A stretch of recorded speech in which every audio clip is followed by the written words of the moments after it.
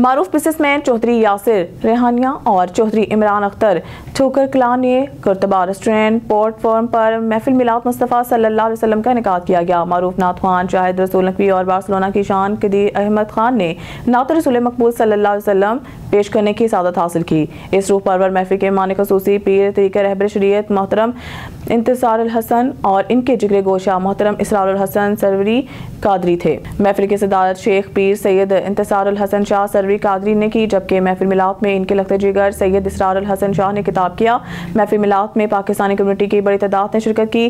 पीर सैयद इसरारुल हसन शाह सरवरी कादरी ने अपने खिताब में कहा है कि मोहब्बत रसूल का तकाजा है कि हम अपने दिलों को हजूर नबी अकरम की मोहब्बत से मुनव्वर करें और इनके बताए हुए रास्ते पर गामजन हों, क्योंकि हजूर नबी अकरम की ज़ात मोहब्बत अमन और अखलाकियात का कामिल नमूना है। उन्होंने मजीद कहा है कि मौजूदा दौर में आका करीम सल्लल्लाहु अलैहि वसल्लम की तालीमात पर अमल करते हुए हमें दूसरों के हकूक़ का तहफ़्फ़ुज़, इज़्ज़त नफ्स की पासदारी और बुराइयों से इज्तनाब को यकीनी बनाना चाहिए और दुखी इंसानियत की खिदमत, इज़्ज़त आबरू का तहफ़्फ़ुज़ और मोहब्बत अमन का फ़रोग़ दीन इस्लाम के बुनियादी असूल हैं।